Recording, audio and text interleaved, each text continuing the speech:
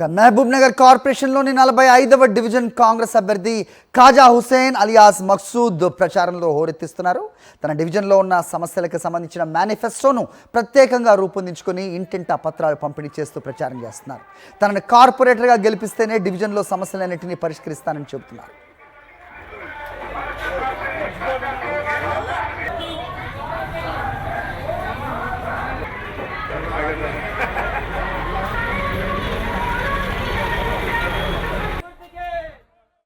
ప్రజల నుంచి వచ్చే స్పందన ఏంటంటే రూలింగ్ పార్టీ ఉంది కనుక మీరు కూడా ఫస్ట్ టైం అడుగుతున్నారు, కొత్తగా వస్తున్నారు కనుక ఖచ్చితంగా మీలాంటి యువకులను ఓటు వేసి గెలిపించుకొని మా వార్డును ఒక మంచి అభివృద్ధి పథకంలో తీసుకుపోవాలి.